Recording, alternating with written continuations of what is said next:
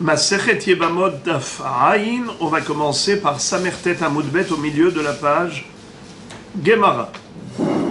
Tanina Leha, de Tanu Rabanan, Shote Vekatan, Shenas'u Nashim Umetu, Neshotehem Peturot Min Halitza, ou Min Haibum. Vous vous souvenez ce qu'on avait appris au début de la Mishnah à propos d'un Kohen qui a violé une jeune fille Israël. La halakha est la suivante. C'est que lorsqu'un Kohen se marie avec une bat Israël, il lui donne le droit de manger de la terouma. La terouma ne peut être consommée que par les Kohanim. Mais une bat Israël n'a pas le droit normalement. Mais malgré tout, à partir du moment où elle s'est mariée avec un Kohen, elle a le droit de manger la terouma sur la base du pasuk Ve Kohen ki kne nefesh kinyan kaspo hu yochalbo. Du fait que les kiddushin c'est un kinyan kaspo, alors le Kohen donne le droit à son épouse de manger la terouma. Voilà comment on avait appris la halakha. Mais la question se pose, qu'en est-il d'un mariage illégitime, plutôt un viol ou une séduction? Le Kohen a une relation hors mariage avec une bat Israël. Est-ce que par ce biais-là, il lui donne le droit de manger la terouma, oui ou non? Réponse, non. C'est ce qu'on avait vu dans la première halakha de la Mishnah. Ha'ones, le violeur, Ve'amefate, le séducteur, Ve'hachoté, c'est quoi choté? C'est un fou. Lui, il s'est vraiment marié avec la jeune fille. C'est un Kohen qui est fou. Il s'est marié en bonne et due forme avec une bat Israël. Il a pris une bague, il lui a dit « Tu veux te marier avec moi ?»« Oui. » Et il lui a donné cette bague, cet argent.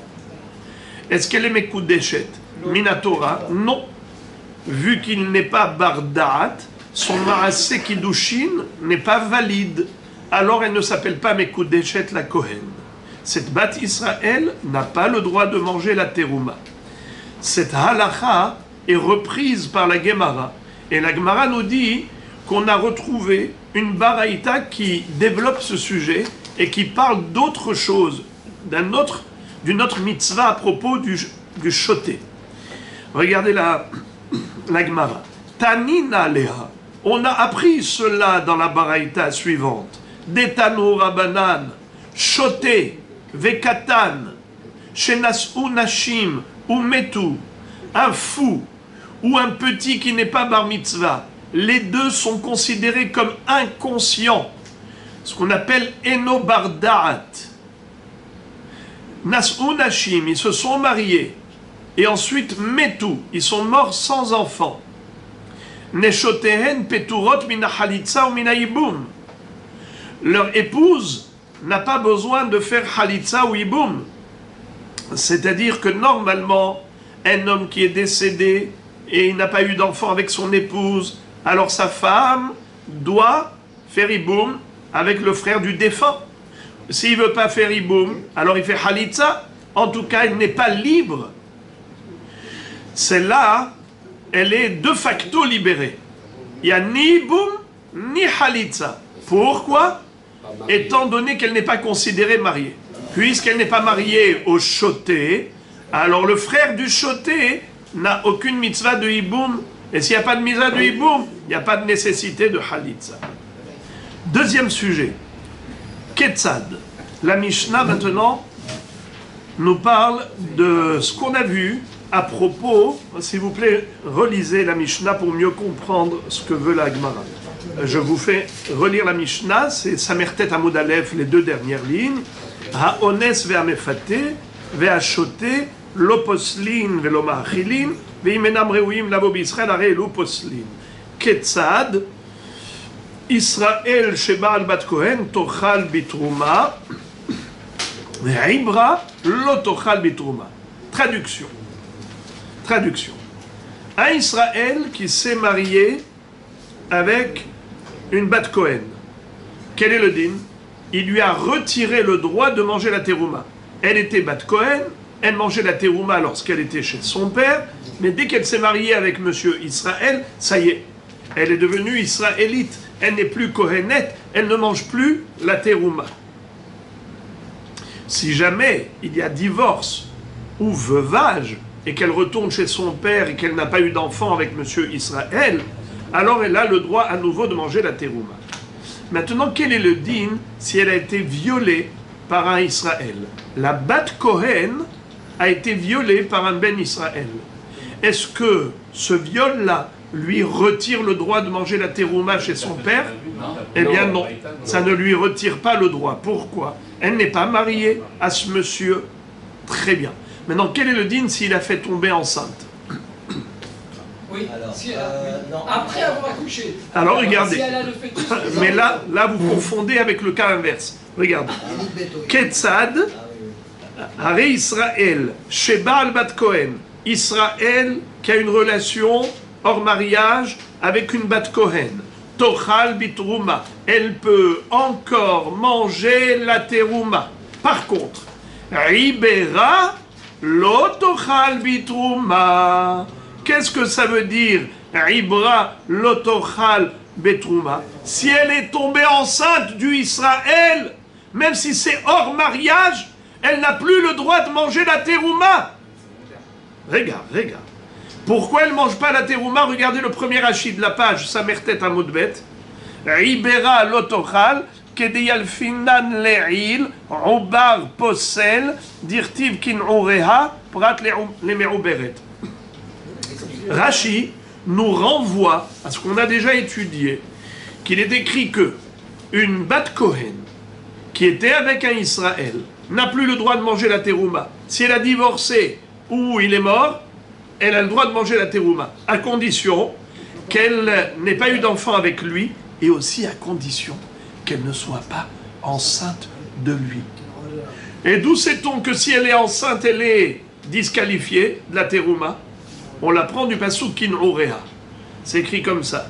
Ou bat kohen, kitiye almana ou grusha, vezera enla, veshava el bet aviha kin oreha, milechem aviha tochel. La Torah dit, elle mangera la terouma à condition que lorsqu'elle est retournée chez son père, elle est retournée comme elle est sortie de chez son père. Elle est sortie le ventre vide, elle revient le ventre vide. Mais si elle revient enceinte, le ventre plein, eh bien dans ce cas-là, elle ne mangera pas la terouma. Alors, Rashi nous dit, c'est la raison de la Mishnah qui a dit que, même si c'était une relation hors mariage, d'un violeur ou séducteur, qui était Israël, avec cette Bat Kohen, mais elle est tombée enceinte de ce Israël, désormais, elle ne pourra plus manger de la terouma. Pourquoi? Parce qu'elle n'est pas kin ureha. Elle n'est pas comme elle était avant. Avant, elle était vide, maintenant, elle est pleine. Eh bien non, elle ne mangera pas de la terouma. Oui. Maintenant qu'on a rappelé ce qu'a dit la Mishnah, qu'est-ce que nous enseigne la Gemara à ce propos? Excusez-moi, la question de la Gemara, elle est bombardesque. Kevan de Ibra lotochal lihush shema Ibera ma perouche. La Gemara fait un raisonnement hyper logique pour poser une question sur cette Mishnah. Elle dit, je ne comprends pas la Mishnah. La Mishnah dit deux choses qui sont antinomiques. D'abord, elle me dit, le Israël a violé la Bat Kohen, il ne l'a pas disqualifiée, elle peut encore manger la terouma. Par contre, si elle est tombée enceinte de ce viol, alors elle ne peut plus manger la terouma. La Gemara pose une question très simple. Elle dit, si c'est comme ça, que lorsqu'elle est tombée enceinte, elle n'a pas le droit de manger la terouma, alors pourquoi tu me dis juste avant, s'il a juste violé, elle peut encore manger la terouma? Mais comment elle peut encore manger la terouma? Mais peut-être qu'elle est tombée enceinte. Et si elle est tombée enceinte, tu m'as dit qu'elle n'a pas le droit de manger la terouma, alors c'est une chose et son contraire. Tu me dis, il a violé, elle peut manger la terouma. Ibra, elle ne peut pas manger la terouma. Alors, À chaque fois qu'il a violé, tu devrais te poser la question, mais peut-être qu'il a fait tomber enceinte. Ce Israël a cette Bat Cohen, alors pourquoi tu permets à la Bat Cohen de manger la terouma? Il y a un délai pour lequel. Ça veut dire que tu devrais attendre 3 mois, parce que à ce moment-là, on aura la certitude, soit confirmation, soit infirmation. Soit elle est enceinte, soit elle ne l'est pas. Mais ça, c'est après 3 mois qu'on le saura. Car la femme qui est tombée enceinte, on le sait tous, après 3 mois de grossesse, puisque à ce moment-là, le ventre grossit, c'est la grossesse, et c'est comme ça que Nikar Obara. Alors pourquoi est-ce qu'ici, on a permis à cette Bat Cohen de manger? On aurait dû attendre 3 mois. La Gemara, d'ailleurs, pour enfoncer le clou de la question, elle dit Milotnan, mafrishinotan, shlosha hodashim, shema me'ubarot hen. D'ailleurs, quelle est la preuve qu'il faut attendre 3 mois? C'est que nous avons une Mishnah dans le Daf Lamed Gimel Amud Bet, une Mishnah qui parle d'un cas terrible. 2 personnes qui se sont mariées. Imaginons, malheureusement, à l'hôtel, il y avait 2 mariages le même soir. Il y avait le mariage de monsieur X avec madame Y, d'accord? Et donc on leur a réservé une chambre d'hôtel pour Khatan et Kala. Et dans le même hôtel, il y avait encore un autre mariage, un autre couple. Et qu'est-ce qui s'est passé? Finalement, ils sont trompés, ils ont envoyé la femme de la Kala de X à Y, et la Kala de Y à X. Oh, yo, yo, yo, yo, yo, yo. Et donc maintenant, qu'est-ce qui s'est passé? C'est qu'après, comme c'était dans l'obscurité, ils n'ont rien vu, eh bien le lendemain, il s'avère que il y avait ici un Eshet-Ish, pas seulement Safek, Eshet-Ish Mamash. C'est-à-dire qu'on est sûr que chacune des femmes maintenant a été par erreur avec un autre homme. Et à l'époque, vous le savez, qu'on faisait d'abord les Kiddushin, ensuite les Nisu'in, donc cette femme, elle était Mekudeshet ou Nesu'a, Norava Ayom. Maintenant, qu'est-ce qui s'est passé? On attend 3 mois. On va dire que chacune d'elles doit attendre 3 mois avant de retrouver son mari. Est-ce qu'après, elles ont le droit de retrouver leur mari? Normalement, une femme mariée qui a été avec un autre homme, elle n'a pas le droit d'aller avec son mari. Alors ici, bravo, c'est qu'ici, c'est pas considéré volontaire, puisque c'était involontaire, alors elle est permise à son mari. Quand est-ce que la femme mariée est interdite à son mari par adultère? Quand c'était volontaire, elle était consentante. Comment? Aujourd'hui, on peut s'appliquer cette loi. On sait que la femme, elle est volontaire, ça se passe de cette manière aujourd'hui, c'est impensable. Ça, c'est impensable aujourd'hui. Mais à l'époque où c'était dans l'obscurité, il rentrait dans l'obscurité et tout ça, donc il ne savait pas. D'ailleurs, qu'est-ce qui s'est passé avec Yaakov Avinu et Rachel Imenu et Léa? C'était dans l'obscurité, il n'a pas reconnu. Veine baboker, veine Léa, ce n'est que le matin qu'il a vu. Donc, c'était une chose possible et plausible à l'époque. Alors, maintenant, on leur dit, mesdames, certes vous êtes permises à votre mari, mais vous devez attendre 3 mois pour être mafhin ben zera, kacher les zera pasoul. Si vous êtes enceinte, c'est un mamzer. Il faut qu'il soit officiel. Mamzer officiel. Qu'on sache qui est mamzer, qui ne l'est pas. Alors attendez 3 mois. Donc tu vois que quand il y a une relation avec quelqu'un et on ne sait pas si elle est tombée enceinte ou pas, qu'est-ce qu'on fait? Eh bien, on va attendre 3 mois pour certifier, pour clarifier. Ah oui, j'ouvre une parenthèse. Je n'ai pas voulu rentrer dans les détails de détails, mais c'est vrai qu'en effet, par exemple, un Cohen qui était marié à une femme, qu'elle soit violée ou pas violée, ça ne change rien, volontaire ou involontaire, elle est interdite. Mais on ne rentre pas là-dedans parce que ce n'est pas l'intérêt. Le sujet, c'est juste que nous voyons que pour savoir si l'enfant est mamzer ou pas, on attendait 3 mois. Alors là aussi, tu devrais attendre 3 mois. Tu ne sais pas si cette Bat Cohen, elle peut manger la terouma, oui ou non. Tu me dis oui, elle peut manger, mais pourquoi oui? Peut-être qu'elle est tombée enceinte, alors attends 3 mois. Pourquoi la Mishnah ne nous a pas retenus? Alors, Milotnan, la Gemara dit, Mafrishin otan shlosha hodashim shema merubaroten. Amar Rabba Baravuna, le yohasin hasheshu, litruma lo hasheshu. La Gemara répond que ça dépend. Si c'est pour la terouma, on ne tient pas compte. Ce que tu as amené comme preuve, c'est une Mishnah qui parle que de Yohassin. Yohassin, c'est-à-dire par rapport à la généalogie.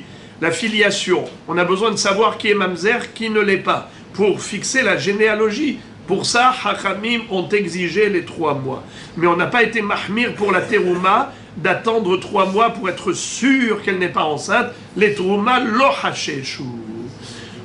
On dit que certainement, jusqu'à preuve du contraire, elle n'est pas enceinte.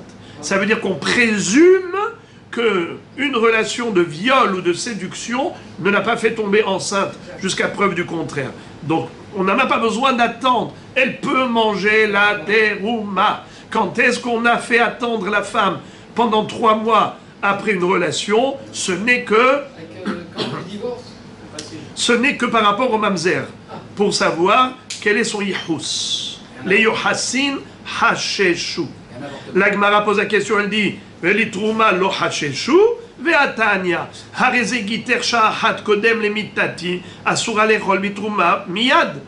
Comment tu me dis que quand on a un safek par rapport à la terouma, on ne tient pas compte du safek pour lui interdire de manger la terouma, comme en l'occurrence, elle a été violée ou séduite, cette Bat Cohen par un Israël. On a un safek, est-ce qu'elle est tombée enceinte? Oui ou non?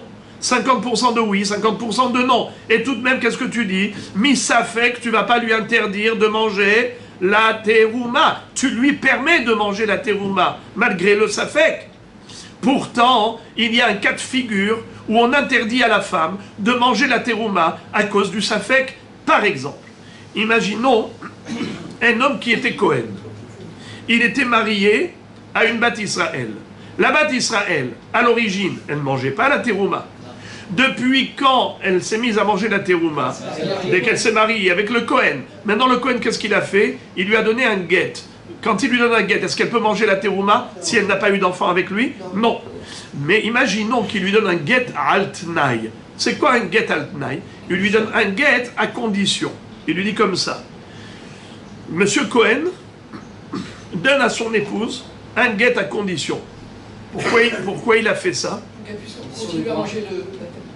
Au contraire, s'il donne un guet, elle ne peut pas manger. À condition qu'elle ne soit pas enceinte. Imaginons par exemple, elle lui dit, écoute, si jamais, voilà, tu es malade, si jamais tu meurs, alors moi j'ai pas envie de faire hiboum avec ton frère. Ton frère ne m'intéresse pas. Tu peux me libérer? Alors il lui dit, eh bien je vais te libérer. Comment? Il lui dit, voilà, je t'écris un guet, je te le donne, mais il ne prendra effet que 1 minute avant sa mort.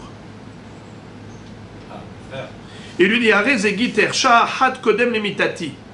Ça veut dire que, il lui dit, voilà, si jamais lui il meurt, il savait rétroactivement qu'elle était divorcée 1 minute avant la mort.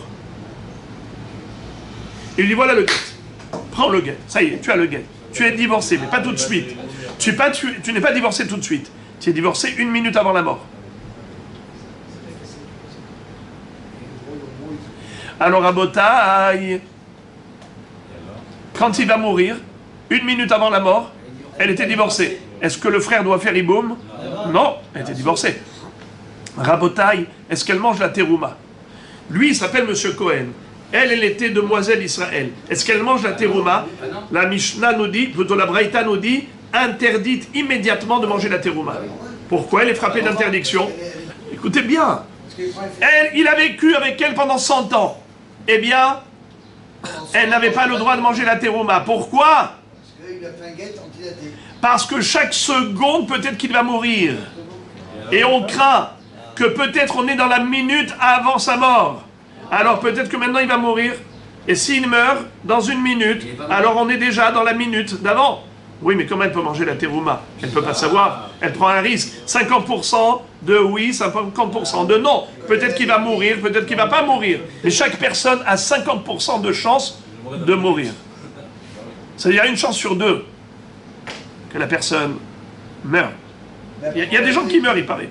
Alors, Bikitsu, puisque il existe 50% de possibilités, alors de ce fait, chaque seconde, la personne, elle peut mourir dans la minute qui suit. Alors si dans 1 minute, elle va peut-être mourir, alors comment maintenant elle peut se permettre de manger la terouma? Parce que si finalement, le Kohen est mort 1 minute après, elle a mangé la terouma, mais il s'ouvre. La question de la Gemara, en enfonçant le clou, la preuve, elle est la suivante. C'est qu'elle dit que nous voyons que oui, en effet, il faut prendre en considération le safek, le risque qu'en effet, cette femme-là puisse être enceinte. Si elle est enceinte, elle n'a pas le droit de manger.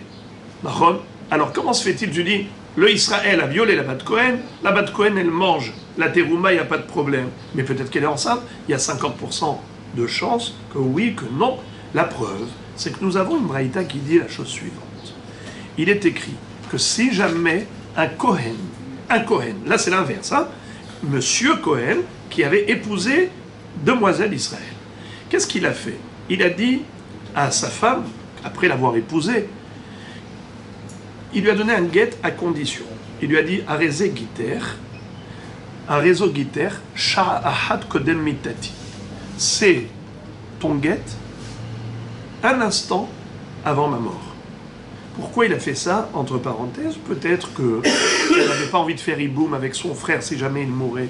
Peut-être qu'il était déjà malade et il était mourant. Elle n'avait pas envie de faire hiboum avec son frère. Il lui a dit, je t'en prie, libère-moi de ce hiboum. Il a fait très intelligemment. Il lui a donné un guet al-Tenaï. Il a écrit un guet et lui dit, voilà, tu seras divorcé 1 minute avant la mort. Et maintenant, cet homme, miraculeusement, il a vécu longtemps. Est-ce que cette femme-là a le droit de manger la terouma puisqu'elle est mariée à un Cohen? La réponse, interdit. Pourquoi interdit? Pourquoi elle n'a pas le droit? Elle n'a pas le droit parce qu'à chaque instant, elle court le risque de l'infraction, de manger la terouma alors qu'elle n'a pas le droit. Pourquoi elle n'a pas le droit? Car elle est peut-être divorcée. À quel moment elle sera divorcée? 1 minute avant sa mort. Et puisque à chaque seconde, la personne, elle est en point d'interrogation. Est-ce qu'elle va vivre ou elle va mourir? Est-ce qu'elle va vivre ou elle va mourir? On a toujours une chance sur 2 de mourir par rapport à la vie. Il n'y a aucune hazaka de vie. Nul n'est immortel. Et de ce fait, elle n'a pas le droit de manger la terouma dès l'instant présent. Car peut-être qu'elle est déjà divorcée. Pourquoi peut-être qu'elle est déjà divorcée? Car peut-être qu'on est dans la minute avant la mort de son mari. Et puisqu'elle doit être divorcée 1 minute avant la mort de son mari, elle n'a pas le droit de courir le risque. Car chaque seconde, on est peut-être dans la seconde qui précède la mort. Et si on est dans la seconde qui précède la mort du mari, alors elle est déjà divorcée, puisque c'était ça la condition. Il lui a dit, Hareze Giter, Sha'ahat Kodem Mitati. Alors tu vois que les Hachamim ont pris en considération le Safek. Safek va mourir, Safek va pas mourir. À ce titre-là, on interdit à la Bat Israël qui s'est mariée avec un Cohen de manger la terouma. Donc tu vois que c'est pas seulement pour l'histoire de Yochassin, mamzer ou pas mamzer, qu'on prend en considération le Safek. Même par rapport à la terouma, on prend en considération le Safek.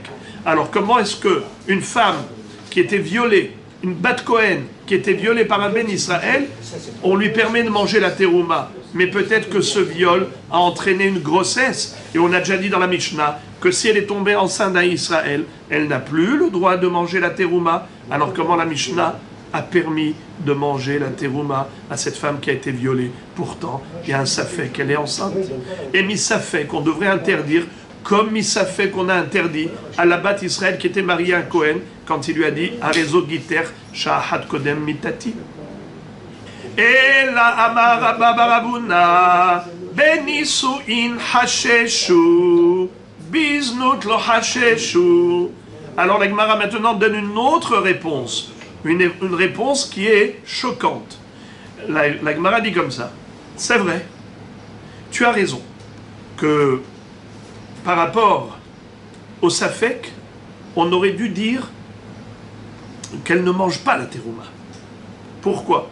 Car elle a été violée, cette Bat Cohen, par un Israël, peut-être qu'elle est tombée enceinte de lui, et si elle est tombée enceinte de lui, donc elle n'a plus le droit de manger la terouma. Exactement comme tu as craint au niveau du mamzer. Rappelez-vous l'histoire. 2 personnes, dans le même hôtel, se sont mariées le même soir, et ils se sont trompés. Ils ont indiqué à la kala de l'un la chambre de l'autre. Et finalement, les 2 femmes ont eu un rapport avec l'homme qui n'était pas leur mari. Donc c'est une échette ish. L'enfant serait mamzer. Et donc qu'est-ce qu'on a dit? Pendant 3 mois, il faut qu'elles attendent pour s'assurer qu'elles ne sont pas enceintes. Tu vois qu'on prend en considération le risque qu'elles soient enceintes et qu'il y ait un enfant mamzer. C'est une chance sur deux. Peut-être qu'elle est tombée enceinte, peut-être qu'elle n'est pas tombée enceinte. Et tu as bien dit qu'à cause de ce safek, il faut attendre 3 mois. Pourquoi tu ne dis pas la même chose pour la terouma, que par rapport à ce safek, que peut-être qu'elle est tombée enceinte, il faudrait attendre 3 mois avant que madame puisse manger la terouma. Cette Bat Cohen, il faut qu'elle attende 3 mois, elle a été violée, peut-être qu'elle est enceinte du Israël. Pourquoi tu ne fais pas attendre? La Gemara donne une nouvelle réponse. Et elle dit, il y a une différence fondamentale entre une relation intime dans un cadre marital et une relation sexuelle en cas de viol. Quelle est la différence entre une femme qui a une relation normale légitime et une relation illégitime? Eh bien, la Gemara nous dit comme ça. C'est que lorsqu'une femme a été violée, elle n'a pas envie de tomber enceinte de son violeur. Elle fait tout pour évacuer le sperme. Elle ne veut pas tomber enceinte de lui. Tandis qu'une femme qui se marie, au contraire, elle va dans un esprit justement de construire son foyer et de tomber enceinte. Alors c'est la raison pour laquelle, quand est-ce qu'on a dit que peut-être elle est enceinte? C'est lorsqu'elle est rentrée dans la chambre de l'autre homme par erreur, en pensant que c'est son mari, et donc elle n'a pas été vigilante, elle n'a pas essayé d'évacuer le sperme, au contraire, elle est partie pour tomber enceinte justement. Eh bien dans ce cas, on craint qu'elle soit peut-être tombée enceinte. Il faut attendre 3 mois pour être sûr qu'elle n'a pas un mamzer dans le ventre. Tandis que la Bat Cohen, pourquoi elle a le droit de manger la terouma? Pourtant elle a été violée par un Israël, et tu as dit que si elle est tombée enceinte du Israël, elle n'a pas le droit de manger la terouma. Alors pourquoi tu ne crains pas qu'elle soit enceinte? Réponse, je ne crains pas qu'elle soit enceinte, parce que je suis presque sûr qu'elle n'est pas enceinte. Pourquoi? Eh bien parce qu'elle a été violée, elle n'a pas envie de tomber enceinte, elle fait tout pour évacuer toute cette semence. Puisqu'elle est mitha pechet, eh bien, certainement, elle n'est pas enceinte. Regardez s'il vous plaît Rashi. Rashi nous dit comme ça. Aval biznut lo hasheshu, c'est la deuxième des grandes lignes. Regardez Rabbi Nissim, la deuxième des grandes lignes de Rashi. Aval biznut lo hasheshu kedekay malan isha mezana, une femme prostituée mitapechet kede shelo titaber il kach leka safek. Elle se retourne pour pas tomber enceinte. C'est pour cela que on n'a pas de safek et on lui dit madame tu peux manger la terouma jusqu'à preuve du contraire. La réponse que la Gemara a donnée finalement c'était d'établir un distinguo entre Nisu'in et Znut. Quand est-ce qu'on craint que la femme soit tombée enceinte? C'est lorsqu'elle n'a aucune raison de prendre de précautions, de contraceptifs. Elle veut tomber enceinte. C'était le cas de l'erreur entre 2 choupotes, 2 couples qui se sont mariés le même soir dans le même hôtel, et finalement, malheureusement, il y a eu un chassé-croisé. Chacun a pris la femme de l'autre. Cet échangisme peut entraîner des mamzerim, et il faut clarifier. Comment on va clarifier? On va attendre 3 mois. Ces 3 mois vont nous permettre de savoir si cette femme est tombée enceinte, oui ou non. Tu vois qu'on leur interdit d'avoir des rapports pendant 3 mois. Tu vois que le safek de 50% qu'elle soit tombée enceinte fait qu'il y a un impact, une conséquence halachique. C'est quoi l'incidence? Assourd d'avoir des relations pendant 3 mois, car il faut établir la généalogie. Cet enfant est mamzer ou pas? Ça s'appelle yohassi. Mais par contre, dans Znut, on ne s'était pas posé la question. C'est-à-dire, elle a été violée, cette Bat Cohen, par un Israël. Tu dis, tu peux manger la terouma, mais peut-être qu'elle est enceinte, et si elle est enceinte, elle n'a pas le droit de manger la terouma. Tu dis non. Étant donné que c'était un viol, elle se retourne immédiatement, elle évacue le sperme, ce qui fait que, certainement, elle n'est pas enceinte. Donc on a fait différence entre Nisu'in et Znut. La Gemara te dit, ça veut dire que dans un cas de Nisu'in, oui, il faut prendre en considération le risque qu'elle soit enceinte. En cas de Nisu'in, il faut tenir compte de cela. Ce n'est pas vrai. Même dans un cadre de Nisu'in, de mariage, on va voir que on ne tient pas compte de ce risque qu'elle soit enceinte. Preuve, une Bat Israël, une Bat Cohen, qui s'est mariée avec Monsieur Israël. Malheureusement, après la Choupa et après la Bi'a du Hatan et Kala, ils ont une relation, il est mort pendant la nuit. Le lendemain, elle peut aller au mikvé, il suffit juste faire un bain de siège, elle évacue tout le sperme, elle passe au mikvé, elle n'est plus Poletet Shervat Zera, elle est Tehora, le soir elle peut manger la terouma chez son père comme avant. Question, mais comment ça se fait? Mais là, c'était pas du viol, là c'était un mariage dans les règles de l'art, avec une volonté de sa part de tomber enceinte. Alors pourquoi tu ne tiens pas compte du risque que peut-être qu'elle est tombée enceinte? Pourquoi tu lui autorises de manger la terouma immédiatement? J'ouvre une parenthèse pour poser votre question. Vous avez dit, mais on ne tombe pas enceinte de la première fois. C'est ça votre question? La réponse, cette femme, elle était déjà veuve. Elle était déjà divorcée. Donc il n'y avait aucun problème pour elle de tomber enceinte. Alors maintenant, la question de la Gemara, elle est nucléaire. Ici, tu as Nisu'in, et ici, tu as Nisu'in. Et la différence, elle n'est pas compréhensible. Pourquoi est-ce qu'ici, je crains le risque qu'elle soit enceinte, et ici, je ne crains pas le risque qu'elle soit enceinte? Qu'est-ce que vous répondez? Là, c'est mamzer, on craint. Ouais. On fait 3 Oui. mois, c'est pour ça qu'on regarde. Et là, comme il n'y a pas de risque de mamzer, c'est qu'un risque De terouma. Alors on ne tient pas compte. Vous pensez que c'est juste ce que vous venez de dire? C'est ce qu'on avait dit. Eh bien, la Gemara a réfuté cela. Voyez-vous? Vous avez perdu juste un petit maillon. La Gemara avait proposé ce que vous dites. Mais la Gemara a réfuté, elle a démontré que c'est faux. Et elle a dit que même pour la terouma, on prend en considération le risque de grossesse. Preuve, quelqu'un qui dit à sa femme, voici je te donne un guet. Lui, il était Cohen. Elle était Bat Israël. Et il lui a donné un guet, il lui dit, voilà le guet, il prendra effet 1 minute avant la mort. Elle n'a plus le droit de manger la terouma immédiatement. Pourquoi?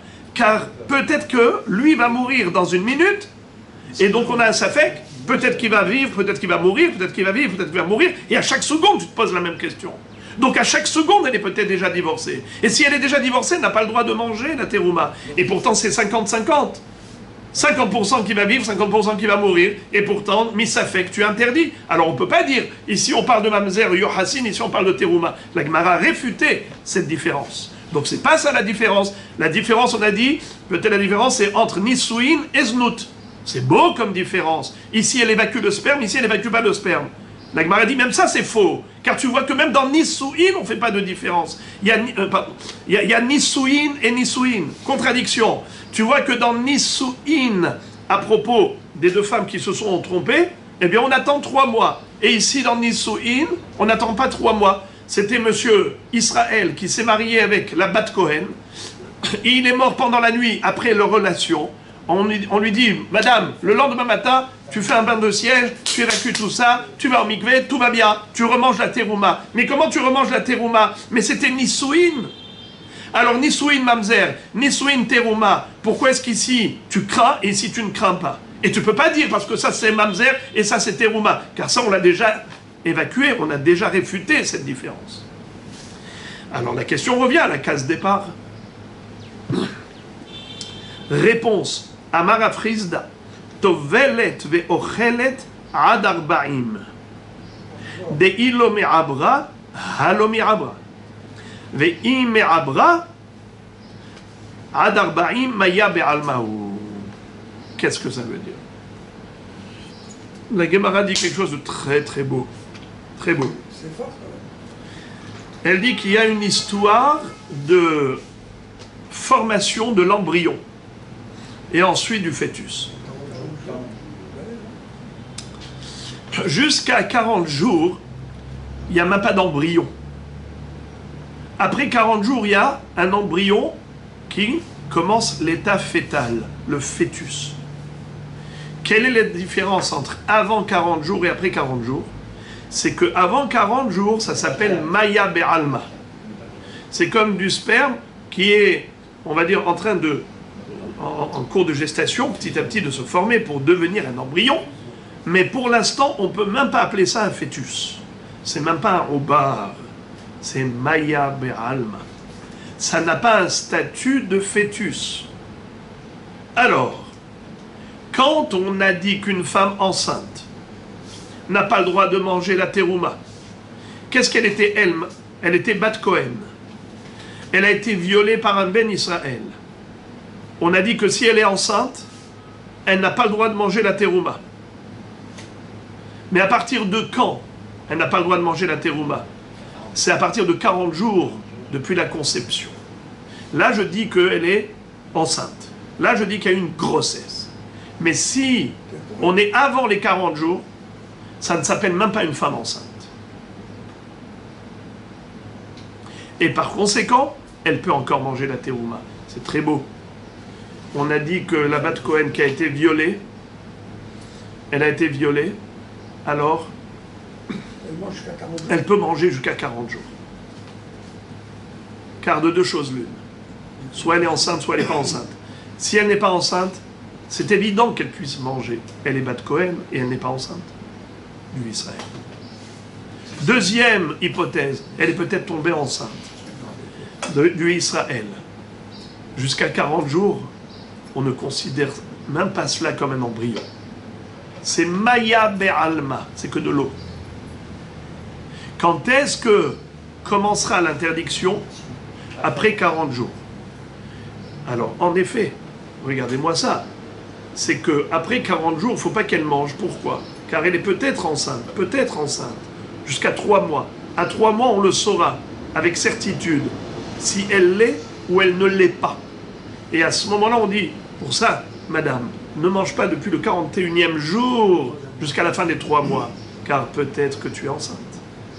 Donc on a compris, quand la Mishnah nous a dit, elle peut manger jusqu'à 40 jours. Amar le Abaye, Iachi, Imasifa, Hukar, Ubara, Beme'eha, Tehemekulkelet, Lemafreya. À la fin de la Braïta, il est écrit que si elle a mangé de la terouma, figurez-vous que quand le fœtus est apparu, ça veut dire on a vu qu'elle a pris du ventre après 3 mois, elle sera mekulkelet lemafreya. Elle aura commis une infraction rétroactivement.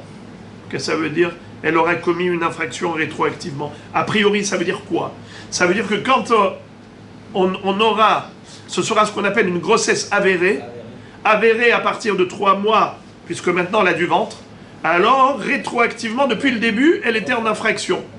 Alors comment tu me dis que pendant les 40 premiers jours, elle peut manger? Il lui a dit, Maïmekul kelet ad arbaim.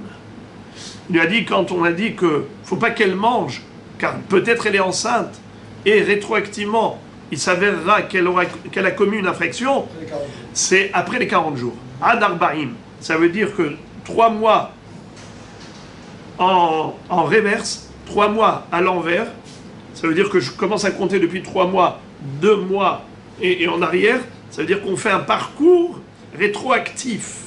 Si après 3 mois, il s'avère qu'elle est enceinte, eh bien, l'Ema Freya, rétroactivement, il s'avère rétroactivement qu'elle a commis une infraction. Quand? 1 jour avant, 2 jours avant, 3 jours avant, jusqu'à 40 jours.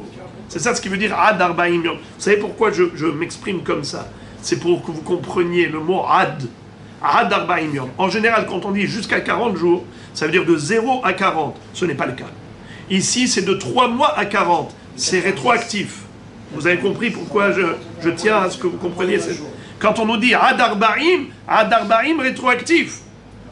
Donc c'est là où elle aurait commis une infraction. Mais de 0 à 40 jours, il n'y a aucune infraction. Pourquoi? Parce que, même si elle était enceinte, c'est que du maïm, maya, be'alma, c'est que de l'eau.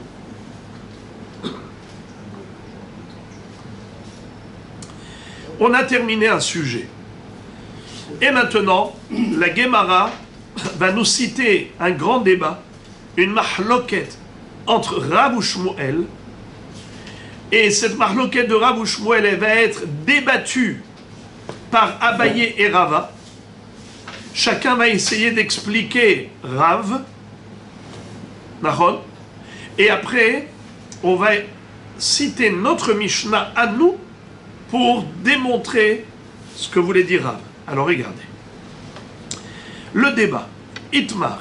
Habba al arusato bebet hamiv. Rav Amar, avalad mamzer. Ou Shmuel Amar, avalad chatouki. Qu'est-ce que ça veut dire? Quel est le din si le fiancé a une relation avec sa fiancée pendant la période des fiançailles? On l'a répété plusieurs fois qu'à l'époque, on faisait ça en deux temps. D'abord les kiddushin, Ariat Mekudeshet Li Betabazu Kedat Moshe Israël. Un an plus tard, la Choupa Sheva Brachot. Kiddushin Nisuin. En attendant, elle n'était que Aroussa. Elle est Eshet Ish. Ça veut dire que si jamais elle va avec quelqu'un d'autre pendant la période de Hiroussin, eh bien, c'est comme une Eshet Ish. C'est-à-dire que l'enfant sera mamzer. Si elle donne naissance à un bébé, eh bien, l'enfant est mamzer. Et d'ailleurs même, c'est encore plus grave qu'une Eshet Ish mariée, la fiancée. La preuve, c'est que la fiancée, Hayevet Skila, alors que Eshet Ish, Henek. Entre parenthèses, c'est extraordinaire la raison de cette différence. Comment se fait-il que l'infidélité de la Haroussa, elle est pire que la Nessoua? Comment on peut comprendre ça? C'est incompréhensible. Hein? Comment? On peut philosopher. Allez, dites-moi quelle est la philosophie, bravo. C'est que si déjà, en période de fiançailles, c'est le moment le plus joli de la relation, elle est capable de tromper son mari, après quand les enfants, elle sera mariée, C'est pas mal ce que vous dites, mais au niveau du Marassé lui-même, il n'est pas plus grave. C'est vrai que, on va dire qu'au niveau de son mari, il est plus infidèle ou moins infidèle, mais vis-à-vis d'Hachem, en quoi c'est plus grave? Alors, Abota, écoutez, c'est que une femme qui fait une avera à cœur joie et une femme qui fait une avera avec un pincement de cœur, ce n'est pas le même niveau de avera. C'est-à-dire, quelqu'un qui se réjouit de la avera, c'est beaucoup plus grave que quelqu'un qui fait une avera mais qui a le cœur froissé, un pincement de cœur. Lorsqu'elle est mariée et qu'elle a trompé son mari, elle a peur parce qu'elle se dit peut-être qu'il va l'attraper en flagrant délit. Donc elle fait la avera, mais elle a un pincement de cœur, elle a peur. Elle ne va pas à cœur joie. Alors que lorsqu'elle n'est que fiancée, qu'elle vit encore chez ses parents et que son fiancé n'est pas là, elle n'a pas un contact permanent avec son fiancé. Donc quand elle le trompe, elle commet cette infidélité, elle se sent tranquille et libre dans sa tête, elle y va à cœur joie dans cette avera, ça rend la avera à un niveau plus élevé, plus grave. On passe de Henek à Skila. Je ferme la parenthèse pour revenir au sujet. Quel est le din? Regardez la configuration. Réhouven s'est fiancé avec Rachel. Rachel, elle a eu une relation pendant la période de fiançailles avec Réhouven. Rachel, après cela, est tombée enceinte. Elle donne naissance à un bébé. On est sûr qu'elle a eu une relation avec lui. Mais on se pose la question, est-ce qu'elle a eu une relation qu'avec lui? Ou bien on peut dire que de la même façon qu'elle a eu une relation avec lui, peut-être qu'elle s'est prostituée avec d'autres. Et si elle s'est prostituée avec d'autres, donc elle était enceinte d'un mamzer. Peut-être qu'elle a donné naissance à un mamzer. Mahloket. Rav dit, il est mamzer. Shmuel dit, il est chatouki.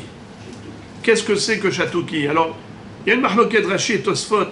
Quel est le pshat? Le pshat ici. Je vais prendre le pirouge de Rashi. C'est plus simple. Mamzer, c'est Vaddaï Mamzer. Chatouki, c'est Safek Mamzer. C'est quoi chatouki?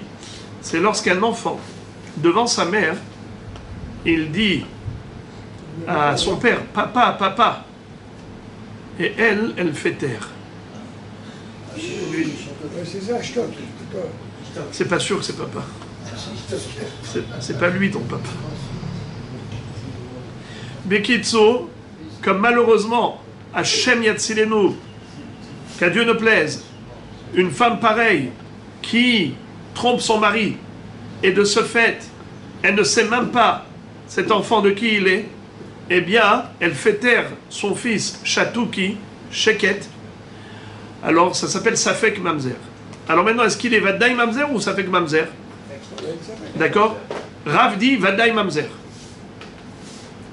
Shmuel dit Safek Mamzer. C'est-à-dire, d'après Rav, étant donné que cette femme-là, comme elle a été avec son fiancé, elle a pu aller avec d'autres. Donc il y a une majorité de probabilité qu'elle soit tombée de l'extérieur, tombée enceinte d'autres hommes. Parce qu'elle a une relation avec X, Y, Z. C'est une fille qui n'a pas de bons mœurs, c'est des mauvaises mœurs. Alors, Chazak, bravo. Ce que vous dites, c'est Tosfot. Tosfot disent que Rav, quand il dit Mamzer, c'est Safek Mamzer. Et quand Shmuel dit Chatouki, ça veut dire Badouki. Qu'est-ce que ça veut dire Badouki? On pose la question à la mère, et si elle dit qu'elle est enceinte de son fiancé, il faut la croire. Ça veut dire... Mais même Rav n'a pas dit que c'est Vadaï Mamzer. Mais je vais prendre plutôt le pirouge de Rashi, comme ça, dans les esprits, c'est plus clair. Un Vadaï et Safek. Alors, on va dire comme ça. Pour Rav, certes, elle a une relation avec son fiancé, mais on est sûr qu'elle a eu une relation avec d'autres, et donc il y en a combien? 5 ou 6? Eh bien, il y a plus de probabilité qu'elle soit enceinte d'ailleurs. Donc je vais dire la majorité des cas, des chances, c'est qu'elle soit tombée enceinte d'un mamzer. C'est-à-dire qu'elle a donné naissance à un mamzer. Tandis que Shmuel dit non. Peut-être oui, peut-être non. Peut-être de son fiancé, peut-être de quelqu'un d'autre. Chatouki. Alors... Amarava. Mistabra milte de Rav, de Daima me Alma. Avalo Daima me Alma batradide Shadinan. Rava va dire, écoute bien, Rav qui a dit qu'il est Vadaï Mamzer, c'est certainement dans le cas où Daima me Alma. C'est quoi Daima? Daima, c'est une parole, c'est une rumeur, c'est des échos. Les gens soupçonnent. Et les gens parlent. Une mauvaise réputation. C'est-à-dire que les gens disent qu'elle a été avec plusieurs hommes. Étant donné que Daima Me'alma, c'est-à-dire que les gens qui parlent racontent que c'est une fille qui s'est prostituée avec plusieurs hommes, alors c'est la raison pour laquelle Rav va dire que l'enfant a un statut de Vadaï Mamzer, parce que la majorité des relations qu'elle a eues, cette fille, c'est avec des étrangers, pas son fiancé. Bien que son fiancé, c'est sûr qu'il a une relation avec elle. Mais son fiancé n'était pas le seul, et de ce fait, il y a forte chance qu'elle soit tombée enceinte de par ailleurs. Voilà pourquoi il va dire que Vadaï Mamzer. Tandis que Shmuel va dire Safek, il va dire Chatouki, malgré tout. Excusez-moi, je n'ai pas dit la suite de la phrase de Rava. Avalodaima me alma batradide shadinanle. Mais s'il n'y a pas eu d'écho, il n'y a pas eu de rumeur, personne n'a raconté des histoires pareilles qu'elle a été avec différents hommes, il n'y a pas de raison de penser qu'elle a été avec d'autres hommes, je vais dire qu'elle est tombée enceinte de lui. Une chose qui est sûre, et tout le monde le sait, qu'elle a été avec son fiancé. Ça, on le sait, qu'ils ont une relation. Ce que personne ne sait, c'est qu'elle a été avec d'autres hommes. Personne ne raconte cela. Alors, probablement, elle est tombée enceinte de son fiancé, et l'enfant n'est pas mamzer. Donc, je répète, quand est-ce que Rav a dit qu'il est Vadaï Mamzer? C'est lorsque Daima Me'alma, il y a eu un soupçon qui plane sur elle, qu'elle a été avec d'autres hommes. Alors c'est la raison pour laquelle Rav pense qu'il est certainement mamzer, car c'est la majorité des relations qu'elle a eues avec des différents hommes. Mais si l'Odaïma Me'alma, mais si personne ne parle d'une telle éventualité qu'elle a été avec d'autres hommes, alors Batardide, Shadin Nanle, on dit que c'est de son fiancé qu'elle est tombée enceinte, puisqu'on sait qu'elle a une relation avec lui. Amar Rava Mina Minala, et Rava veut apporter une preuve. Quelle est la preuve? Et dit Dekatane Yalda Tochal de notre Mishnah. Vous vous rappelez, Rabotai, ce que la Mishnah nous avait dit? Si une jeune fille bat Israël, a été violée par un Kohen. Nahon. Et ensuite, elle est tombée enceinte de ce Kohen. Ensuite, ce bébé est né. Qu'est-ce qu'il est ce bébé? Kohen. Car son père violeur, qui a violé la Beth Israël, c'est un Kohen. Donc qu'est-ce qu'il est le fils? Comme son père, Kohen. Grâce au fils Kohen, elle mange la terouma, alors qu'elle était Beth Israël. On l'apprend du Passouk. Des Kohen qui kne nefesh kinyan kaspo ou yochalbo. Yalid beto ou yochal belachmo. Yaloud ma'achil. Elle a donné naissance à un Kohen, eh bien elle mangera. Même violet. Même violet. Car c'est le fils qui est ma'achil le père. Qui est ma'achil la mère, pardon. Alors, dis-moi, d'où tu sais que elle est tombée enceinte du Kohen? Elle a une relation avec lui, mais peut-être qu'elle a une relation avec d'autres. Il m'a dit qu'elle a été violée par le Kohen. Ah, donc Rava dit, tu vois, que j'ai raison. Quand est-ce que nous craignons, quand est-ce que Rav a dit que l'enfant il est certainement mamzer? C'est lorsque Daïma Me'alma, lorsqu'il y a un soupçon qui plane sur elle parce qu'il y a des mauvaises rumeurs. Il y a des échos comme quoi elle était à droite et à gauche. Mais sinon, si il n'y avait pas de mauvais échos, alors je dis que puisqu'on est sûr qu'elle était avec son fiancé, donc elle est tombée enceinte du fiancé et l'enfant n'est pas mamzer. Et d'où il le prouve? Eh bien de la Mishnah. La Mishnah, qu'est-ce qu'elle a dit? Lorsqu'un Kohen a violé une Beth Israël, et ensuite elle a donné naissance à un enfant, eh bien cet enfant, étant donné qu'il est Kohen, alors ça lui donne le droit à sa maman de manger la terouma. Mais comment elle peut manger la terouma? Parce que tu es sûr que l'enfant qu'elle a eu, c'est de qui? C'est de son violeur, du Kohen. Mais peut-être qu'elle a été ailleurs. Il n'y a pas que le violeur, il y a aussi le séducteur, c'est pareil. Comme elle a été séduite par l'un, peut-être qu'elle a été séduite par l'autre. Alors, voilà. Regardez comment il fait l'analyse. Echidami, de quoi on parle dans la Mishnah? Elima de daima me'alma, yalda amaitochal. Si c'est une femme sur laquelle planent toutes sortes de mauvaises rumeurs, comme quoi elle se prostitue à droite et à gauche, pourquoi est-ce que, quand elle a été violée ou séduite par le Kohen, elle peut manger la terouma? Amaitochal, peut-être qu'elle est tombée enceinte d'un autre homme, et pas forcément que de lui. Et la lav min daima velodaima me'alma. Forcément, la Mishnah, de quoi elle parle? D'une femme qui n'a pas de réputation d'aller avec tout le monde. Tout le monde sait qu'elle a été avec ce Kohen, elle a été violée ou séduite, mais personne ne parle d'autres prostitutions. Donc tu vois, Umahatam del hayisura ou hayisura, batradi de shadinanle, achad le hayisura ou hayetera, lachol sheken. C'est-à-dire,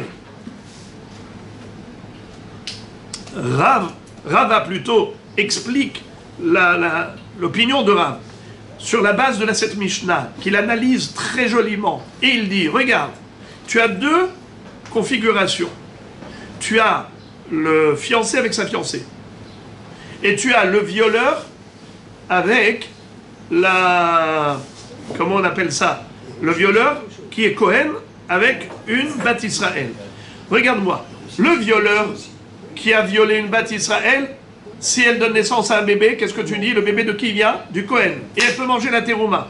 Et pourtant là-bas, c'était assourd pour le Kohen violeur, comme pour n'importe qui la violerait. D'accord? Tandis qu'ici, le fiancé, il a rendu Eshet Ish par rapport à tout le monde. Lui, le fiancé, il a une priorité. C'est-à-dire qu'elle lui est réservée, c'est sa femme. C'est-à-dire c'est sa fiancée. Pour lui, elle est presque permise. Alors que pour les autres, c'est Eshet Ish. Et alors, c'est sûr qu'elle va Homer qu'il ne faut pas prendre en considération l'éventualité qu'elle a été avec des étrangers. Si déjà, Hay Asura Ber Yasura, tu dis que elle a été avec le Kohen, étant donné qu'il n'y a aucune rumeur par rapport au fait qu'elle se soit prostituée avec d'autres, tu dis, elle a une relation avec le Kohen, elle est tombée enceinte, le bébé est certainement Kohen, bien qu'il n'y a pas de différence entre ce violeur, ce séducteur et un autre séducteur. Malgré tout, tu dis, elle est tombée enceinte de lui, elle peut manger la terouma, tu es sûr que l'enfant est né du Kohen. Alors qu'elle va Homer, lorsque lui, le fiancé, qui a une priorité sur tout le monde, car elle est lui réservée, alors que tout le monde c'est assaut. Donc il y a de très faibles probabilités que d'autres hommes ont été avec cette fiancée, puisqu'elle est fiancée avec lui. Elle est Eshet Ish par rapport aux autres. Et lui, le fiancé, il a été avec elle, on le sait. Donc elle va homer que l'enfant n'est pas mamzer. C'est une démonstration extraordinaire que fait Rava pour expliquer Rav. Et il dit Rav, c'est sûr, il a parlé que daima me'alma. Parce que si le daima me'alma, il n'y a pas de raison de considérer qu'il y a un safek mamzer, qu'il y a ici un mamzer. Amar les Abaye. Abaye réfute cette belle démonstration. En étant fiancée, elle est libre aussi, donc elle a fait avec d'autres femmes. Comment? En étant fiancée, elle se sent libre. Oui, mais elle est interdite tout de même. Elle sait qu'elle n'a pas le droit. Elle est interdite, mais pas comme une femme mariée. Nahon, Besséder, mais quand même, elle sait qu'elle est limitée. Alors que là, il n'y a aucune différence entre le Kohen et les autres. Ici, il y a quand même une différence entre le fiancé et les autres. Amar les Abaye. Abaye dit, les olami malach.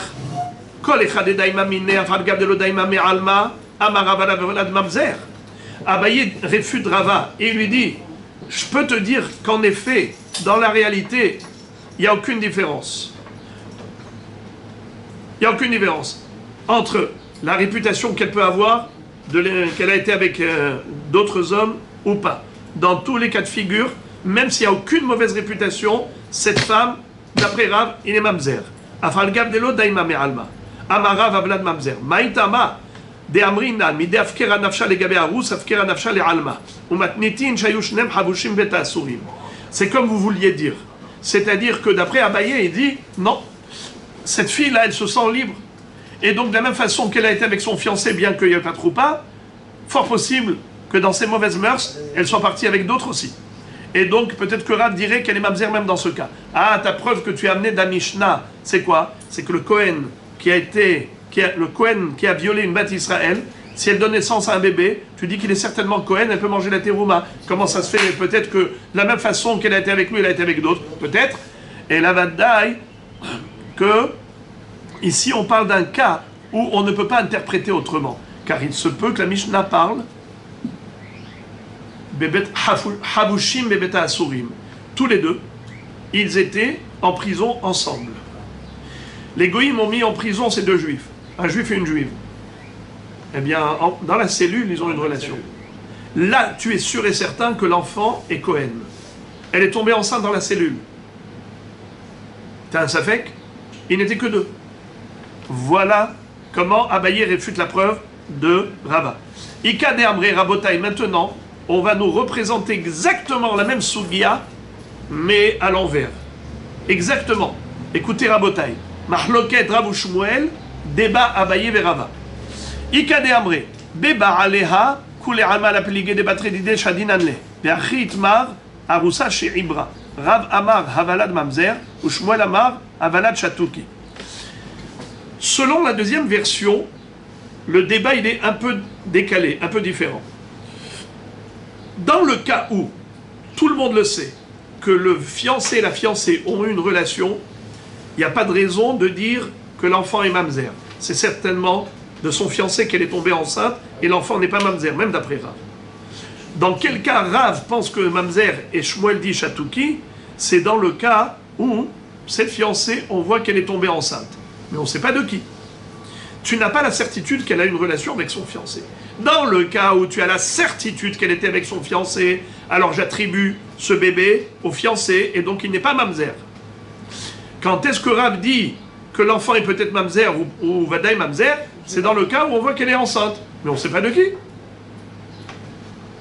Rav Amar Havalad mamzer. Rav dit peut-être qu'elle a été avec un étranger. Ou Shmuel Amar Havalad Shatuki. Shmuel dit l'enfant est Shatuki. Ça veut dire c'est un safek. C'est pas sûr. Peut-être que c'est de son fiancé. Peut-être que c'était un étranger. Je répète, d'après Rav, c'est sûr que c'était d'un étranger. Pourquoi? Parce qu'on dit à 90%, c'est d'un étranger. Pourquoi? Parce que personne n'est au courant d'une relation qu'elle a eue avec son fiancé. C'est une fille qui se sent libre. Elle peut se sentir libre avec son fiancé, avec n'importe qui. Et donc, il y a une forte probabilité que l'enfant soit mamzer. Tandis que Shmuel dit non. Ça fait que. Amar Rava.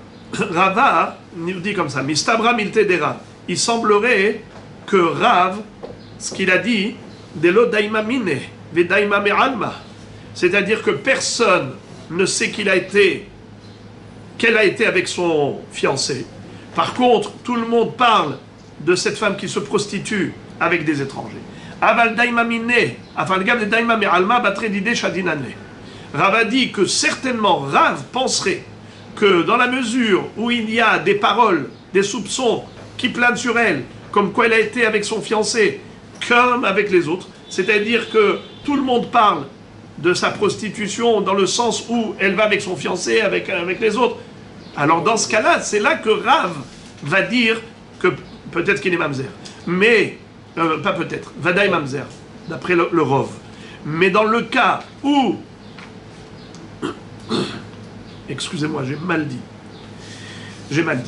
Rava nous dit, quand est-ce que Rav pense qu'il est mamzer? C'est lorsque personne ne parle de sa relation avec son fiancé. Tout le monde parle de sa relation avec des étrangers. Alors là, Rav va dire qu'il est mamzer, l'enfant. Tandis que si tout le monde parle des relations qu'elle a aussi bien avec son fiancé comme avec des étrangers, dans ce cas-là, je dis qu'il y a plus de chances qu'elle ait eu des relations avec son fiancé qu'avec les étrangers. Et donc l'enfant ne sera pas mamzer d'après Rav. On dit que c'est le fils à son père, le fils du fiancé. Amar Rava mina minala, selon cette version, sur quoi Rava s'appuie, Dekatane Yalda Tochal, c'est écrit dans la Mishnah que si un Kohen a violé une bête d'Israël, elle peut manger la terouma parce que l'enfant, il est certainement de son père Kohen. Echidami, de quoi on parle? Elima de daima mine, velo daima me alma. Si on va dire parce que tout le monde parle de la relation qu'elle a eue avec le violeur ou séducteur, et personne ne parle de relation qu'elle a eue comme une prostituée avec des étrangers, on a besoin que la Mishnah nous dise qu'elle peut manger, mais c'est évident. Et là, forcément, la Mishnah, de quoi elle parle? D'une fille sur lesquelles planent des rumeurs, comme quoi elle a des relations aussi bien avec ce séducteur comme avec d'autres. Et malgré tout, on a dit qu'elle peut manger, alors qu'elle va homer.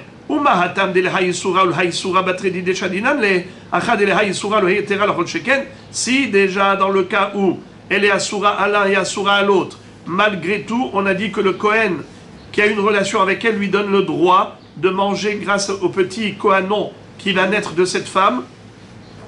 Ça veut dire que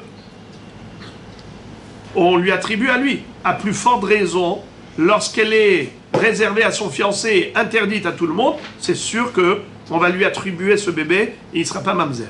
Amarlé Abaye réfute cette démonstration et il dit Le'olam imalach, je peux te dire Kol echad de daima me'alma afan gav de daima mine amarav havlad mamzer. Je peux dire que Rav il pense que l'enfant est mamzer aussi bien dans ce cas comme dans ce cas, c'est-à-dire qu'il y ait des rumeurs de l'extérieur comme des rumeurs par rapport à lui. On entend une mauvaise réputation à son égard de tout le monde, comme quoi elle a des relations aussi bien avec son fiancé comme avec les autres, ou avec les autres comme avec son fiancé, le vla des mamzer. Au matnitin bedelo daima klal. Et la Mishnah qui a dit que l'enfant donne droit à sa mère de manger la terouma parce qu'il est certainement attribué au Kohen, eh bien, c'est parce qu'elle n'a aucune mauvaise réputation. Cette pauvre femme, tout le monde le sait qu'elle a été violée par ce Kohen ou séduite, mais pas qu'elle se prostitue avec des gens. On va terminer très rapidement le Perek.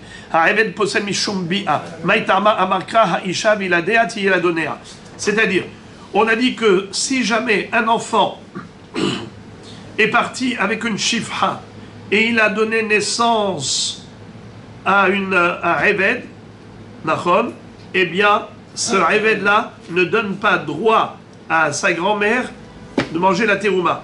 Je rappelle le contexte parce que vous avez certainement oublié, et rappelez-vous. On avait dit que lorsque mademoiselle Israël s'est mariée avec monsieur Cohen, elle peut manger la terouma. Si monsieur Cohen est mort mais qu'elle n'a pas eu d'enfant, elle ne peut plus manger la terouma. Si elle a eu un enfant, même s'il est mort, le Cohen, elle peut manger la terouma grâce à son fils. Si son fils est mort, mais elle a un petit-fils, elle peut manger la terouma grâce à son petit-fils. Alors, quel est le din par exemple? Si elle avait d'abord une fille, cette fille-là, elle est Cohenette, n'est-ce pas? Avec...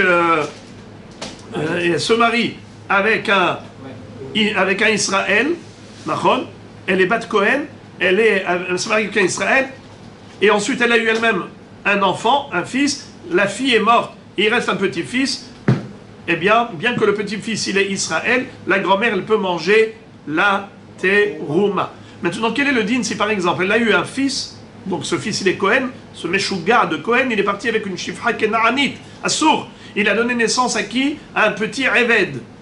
Eh bien, Moray Verabotai, imaginez-vous maintenant, ce fils est mort. Il n'y a que le petit-fils qui est Eved. Est-ce que le petit-fils Eved donne droit à sa grand-mère? Non, bravo. Pourquoi il ne donne pas? Pourtant c'est un Zera. Réponse, c'est qu'un Eved Kenaani, c'est comme un Hamor. Il n'a pas de Yihous. Et comme un Hamor, il ne donne pas droit à sa mère. Et d'où on apprend ça? On apprend du fait que pour le Eved Ivri, quand le Adon lui donne une Shifra Kenaanit, le Eved Ivri, il part en liberté au Yovel ou après 6 ans de travail, eh bien, le din, il est que les Avadim, ils restent chez leur maître. Ça veut dire que c'est une appartenance comme un Shor et Hamor qui appartient au maître. Ça n'appartient pas à son père. Donc, ce n'est pas considéré comme son Zera. Voilà d'où on apprend. Encore, on termine. Mamzer Posel ou Ma'achil. Vous vous rappelez l'histoire du Mamzer? Le Mamzer, lui, c'est considéré comme un Zera. Tanoura Banan, Vezera Enla. Enli et la Zara. Zera Zara Minaïn, Talmudomar, Vezera Enla. Mikol Makom. Enli et la Zara Kacher, Zera Pasul Minaïn, Talmudomar, Vezera Enla. Ayen Allah. La Baraïta nous dit que, d'où on apprend le din, qu'un Mamzer, il s'appelle tout de même Zera. Vous vous rappelez tout ce qu'on a expliqué hier? Que malheureusement, le petit-fils est un Mamzer. Le fils est mort, mais le petit-fils Mamzer est là. Eh bien, malgré tout, étant donné que c'est un Zera, même si c'est un Zera pas soul, il donne droit à sa grand-mère de manger la terouma. C'est-à-dire que le grand-père était Cohen, la mère était israélite, et elle mangeait la terouma grâce à son fils, mais son fils, il a fait une bêtise, il est parti avec une femme mariée, le fils est mort, la femme mariée a donné naissance à un Mamzer, ce Mamzer s'appelle le Zera de cette Bat Israël qui a eu un Cohen, et donc elle peut manger. D'où tu le sais? Alors la Braïta nous dit comme ça. D'abord, c'est qu'il y a Zera, ensuite il y a Zera Zara. C'est-à-dire que non seulement le fils, même le petit-fils, donne droit à la grand-mère israélite de manger grâce à ce petit-fils, et il lui crée le lien avec son ex-mari qui était Cohen. Rabotai. Quel est le din d'un Zera Mamzer? On nous dit ça aussi, mais c'est un Zera Pasoul. D'où tu le déduis? La Gemara dit va épiqueter les Zera Zara. Comment du même Pasouk? Ve Zera Enla. Tu apprends que même Zera Pasoul. Mais tu as déjà appris Zera Kacher, comment tu apprends le Zera Pasoul? On s'explique. C'est écrit dans le Pasouk. Ubat Kohen Kiti Almana ou Grusha, Vezera Enla, Veshaval Betabia Kinouria, Milechem Abia Itochel. Mais qu'est-ce que ça veut dire ça? Tu me dis Vezera Enla, ça veut dire qu'elle n'a pas de Zera. Du tout. Mais si elle a un Zera, même s'il n'est pas soul, il lui donne le droit de manger la terouma. Mais ce Zera pas soul, d'où tu le déduis? Du mot Zera. Mais Zera, c'est déjà là pour nous enseigner petit-fils. Pas seulement le fils, même le petit-fils. La réponse, Zera Zara lo itzterichkra, de abne banim harem kebanim, ki itzterichkra les Zera pasoul. La Gemara dit parce que pour le petit-fils, tu n'avais pas besoin de pasouk. Parce que bne banim harem kebanim, les petits-enfants, c'est comme les enfants. Alors pourquoi on a besoin du mot Zera? C'est pour le Zera pasoul. Amar le rishakish le Rabbi Yohanan keman ke Rabbi Akiva damar yesh mamzer mechayav elavin. Est-ce qu'il faut dire que, ici, la Mishnah parle que d'après Rabbi Akiva qui dit que Yesh Mamzer Mechayav Elavin, parce qu'on a dit que le Vlad israélite, la Mishnah nous a dit que si elle est partie avec un Eved Kenaani ou un Eved Kochavim, alors le Vlad il est Mamzer. Ici, c'est quoi le Issour? C'est l'Otiye Kedesham Ibnot Israël, elle a transgressé un lave, n'est-ce pas?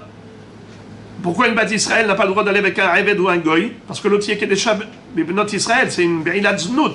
Et alors, pourquoi l'enfant il est mamzer? Parce que c'est Rabbi Akiva qui dit que yesh mamzer mechayav elavin. Afilote marabanan be'oved kochavim ve'aved modo dechi atar avdimi amarav yitzchak be'avdimi meshur rabenu oved kochavim ve'aved alba bat Israël avalad mamzer. Eh bien, ici la Gemara nous dit que même d'après Chachamim, pas seulement d'après Rabbi Akiva, lorsqu'une Bat Israël a eu et conçu un enfant d'un goy ou conçu un enfant d'un Eved Kenaani, l'enfant est considéré mamzer. Là, la reine n'est pas comme ça, mais c'est une chita. Kohen Gadol permim posel. Tanura banan areni kaparat ben biti kuza, shemachileni mitrouma, veni kaparat ben biti kada, sheposleni menatrouma. Fin du Pérec. On avait vu que parfois il est possible d'avoir un petit-fils Kohen Gadol, et pourtant il interdisait à la grand-mère de manger. C'est-à-dire, une Bat Cohen, elle mangeait la terouma. Comment est-ce possible? Devinette. Une Bat Cohen qui a un petit-fils Cohen Gadol, et elle n'a pas le droit de manger la terouma. Comment est-ce possible? Eh bien, parce que cette Bat Cohen s'était mariée avec monsieur Israël. Ce monsieur Israël-là, avec cette Bat Cohen, il lui a interdit? de manger la terouma. Ils ont eu une fille. Cette fille-là, qu'est-ce qu'elle est? Israël.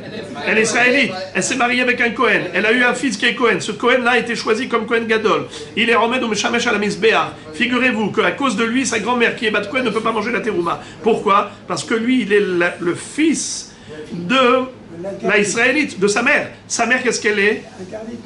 Elle est israélite. Elle interdisait à la Bat Cohen de manger la terouma parce que ça faisait le lien avec son ex-mari qui était Israël. Bien que cette Bat Israël, elle est morte, mais étant donné que le petit-fils Cohen Gadol est dans le monde, eh bien, il est issu de ce zéra avec le Israël, donc il crée le lien entre la Bat Cohen et Israël, elle n'a pas le droit de manger la terouma. Alors, l'expression qui était très jolie, elle disait Areni kaparat. Vous savez qu'est-ce que c'est? Shikpara. C'est une expression. Et lorsqu'une maman, elle veut prendre tout le mal de ses enfants, elle dit Areni kaparato. Je suis sa kapara. N'est-ce pas? Eh bien, quand elle dit Areni kaparat ben biti kuza shema haleni mitrouma beni kaparat ben biti kada sheposreni minatrouma. Qu'est-ce que ça veut dire? Parfois, vous avez un mamzer qui donne le droit à sa grand-mère, qui était israélite, le droit de manger la terouma. Comment? La israélite, elle était mariée à Cohen. Ensuite, ils ont eu un enfant, un fils. Ce fils-là, il est parti avec une femme mariée. Ils ont eu un mamzer. Maintenant, le fils est mort. La grand-mère, elle peut manger la terouma? Oui. Pourquoi? Parce qu'elle était autrefois mariée à ce Cohen. Mais est-ce qu'elle a eu un enfant? Oui, mais il est mort. Oui, mais il lui reste un mamzer. Le petit-fils mamzer. Le mamzer, elle lui dit Areni kaparat mamzer. Pourquoi? Parce que lui, grâce à lui, je mange la terouma. Et elle ne veut pas dire Areni kaparat du Kohen Gadol, bien qu'il est Kohen Gadol. Pourquoi? Parce qu'à cause de lui, elle ne peut pas manger la terouma. Eni kaparat ben biti kada chez posteni minatrouma. Alors Kouza, c'est un petit verre. Kada, c'est un beau kad. Ça s'incline Heres, qui veut dire mamzer. Et kada, c'est quelque chose de beau. Et malgré tout, à quoi sert quelque chose de beau si finalement ça ne lui procure rien, au contraire, que des déficits? Adran alach almanal Kohen Gadol.